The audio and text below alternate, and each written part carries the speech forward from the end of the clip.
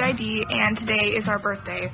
So I went to Goodwill and I got a bunch of stuff for everybody, and I'm going to show you guys. I have like 30 people living in my brain, and everything I do belongs to us as a group. No idea how many dormant altars we actually have. I'd have to ask like a gatekeeper or something. Their body, their choice, as long as they're not hurting anybody else. Being cutting off your fingers for aesthetic. Today I'm going to talk to you about something that nobody talks about and is not in the symptoms in the DSM for bipolar disorder. Now raise a hand if you started to lose feelings for someone you're romantically interested while in a manic episode. Self-diagnosis does increase the danger of both symptom amplification and minimization. What can happen is what we sometimes refer to as a horoscope effect. It's when you read symptoms online and you feel really connected to it, so much so that you believe that you must now have that particular diagnosis. Kids now will tell me that they will sit and watch videos about dissociative identity disorder or bipolar disorder or borderline personality disorder for hours on end. And when you do that, you're really indoctrinating yourself. I'm cisgender, the majority of my headmates aren't, and we've decided to transition. Which means that as happy as I am for the men in my system, I am about to have to watch myself go through the wrong puberty. A concept is introduced into a population or introduced into a culture, and the more it is covered in media and talked about amongst young people, the more that concept feels like it fits for people who had been distressed for a variety of other reasons. It took me until I was 27 to work out that I was a man, because I never knew trans people. I didn't know trans men existed. Wandering Sun made me realize I'm trans. And then I made a number of people realize that they're trans, and then some of them have made some other people realize that they are trans. It's a whole little beautiful queer circle of life. The wave of transgenders is coming for you. But you're just frightened. You think that we'll corrupt your kids if our agenda goes unchecked. Funny, just this once, you're correct. We'll convert your children. Happens bit by bit, quietly and subtly, and you will barely notice it. You can keep him from disco, warn about San Francisco, make him wear pleated pants, we don't care. We'll convert your children, just like you worried.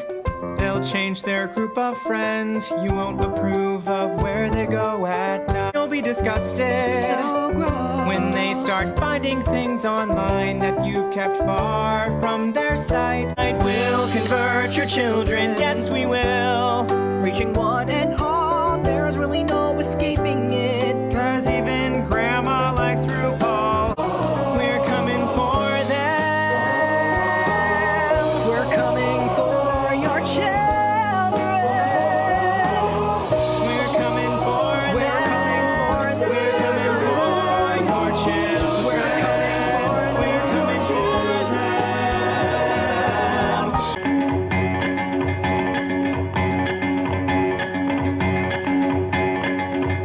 When I was done dying, my conscience regained, so I began my struggle on nothing.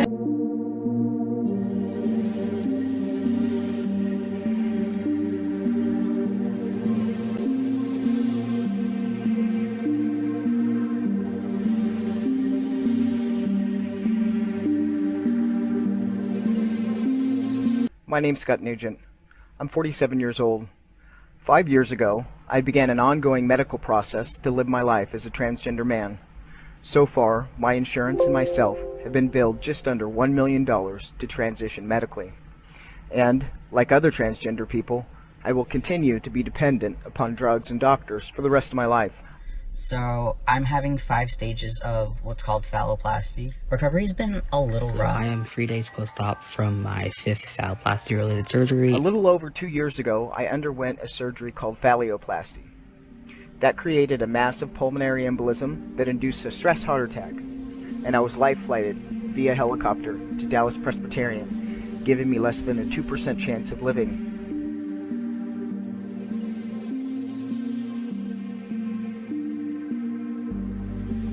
I'm a trans man who had phalloplasty, and I had life-threatening complications. I was in an ambulance and would spend the next 12 hours in the emergency room unable to breathe on my own. My blood oxygen was at 86% and dropping. I was in acute respiratory failure by the time an ICU room opened up.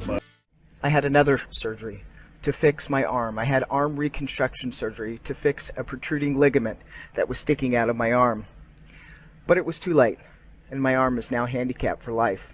So essentially I had what was called a urethral diverticulum, which was a pouch that had opened up where my original anatomy was. I have a urethra fistula, which means that there is an opening in the urethra that is causing it to come out in another location in which it should not. Now, 1 year post-op, I'm still peeing out of several different orifices. So